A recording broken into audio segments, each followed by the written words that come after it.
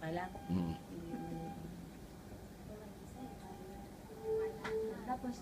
Tapos ang visiting hours po, anytime na may accompany siya o kaya yung wife niya, from 6, hindi na pwede mag-visita po from 6 to Nadia. kasi ano yung change shift mo.